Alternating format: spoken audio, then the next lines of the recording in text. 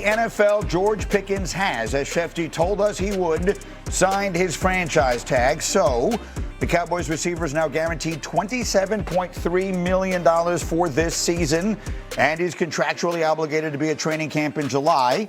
He can also now be traded at any time, but the Cowboys have said that is not currently part of the plan. So I've got J Mac, Mr. Wilbon's in the conversation. I got Dominique and Jeff Darlington. Let me start with you. What can you add here about the significance of Pickens signing the tag now? Well, it is significant in the sense that it projects that maybe things are okay in terms of George Pickens actually playing on this franchise tag. I know we are inclined every time we hear any shred of news with the Cowboys to expect it to just unravel and turn into drama.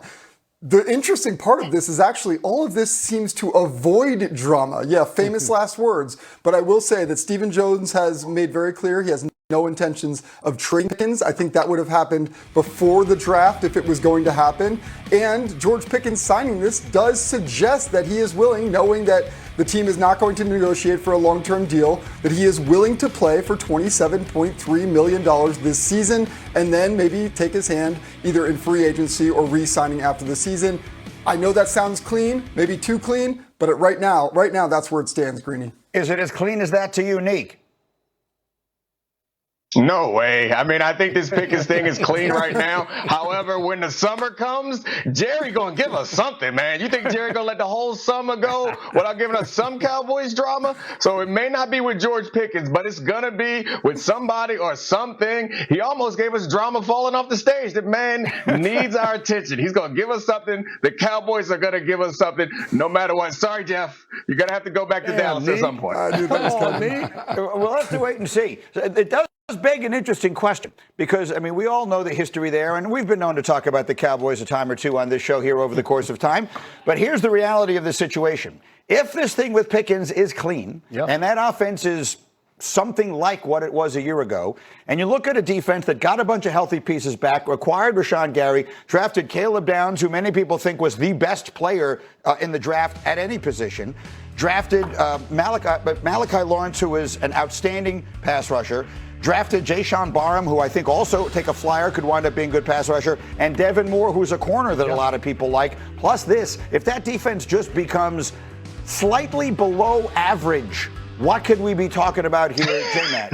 We're going to be talking about the Cowboys as contenders in the NFC, as Super Bowl contenders. They're going to be that type of level. But I think when you're looking at it, you just put up on that screen, there's going to be probably 7 new starters on the defensive side of the ball for them with a new defensive coordinator in Christian Parker coming over from the Philadelphia Eagles. So we still have to see exactly who this Cowboys defense is. Right now on paper, they are much improved. And what they did a year ago on the offensive side of the ball, I'm with you, Greeny. I'm fired up to watch them. And, I mean, who wouldn't like the Cowboys to be winning games in January? Yes, I mean, certainly all of us would like that. And by all of us, I mean me. Yeah, not all of us. So, Mr. Wilbon has been around long enough that the last time the Cowboys won a Super Bowl, you wrote a column about it the next morning for the Washington Post. So you're one of the people who've seen it.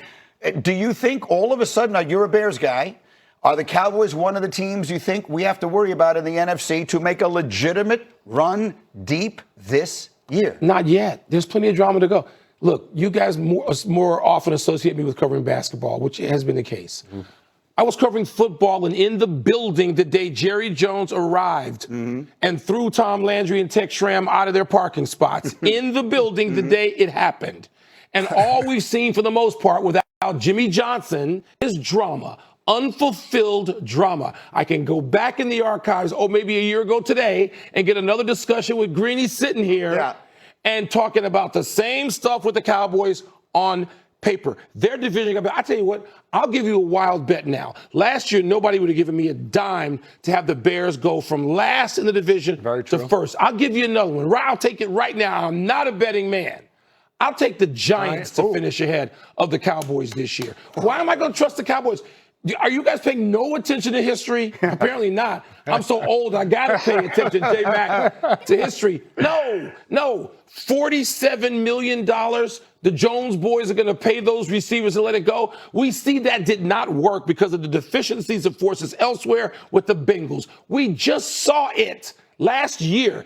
It doesn't work that way. So there's still an allocation of resources that I don't believe this is going to allow for. And I believe that, like Neek does, what's the Mariah Carey song, I'm here for it all? I'm here for all the drama that's going to come with Jerry as we approach camp. Neek, go.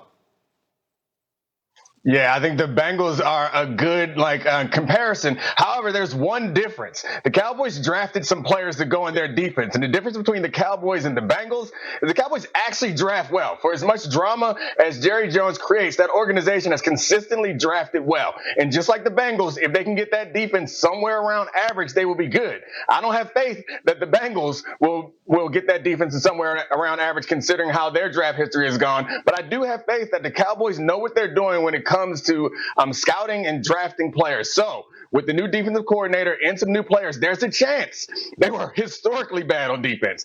There's a chance that they get somewhere close, as Greeny said, below average, just close to below average. Then this team could be competitive because we know Dak and that offense is pretty much unstoppable. Jeff.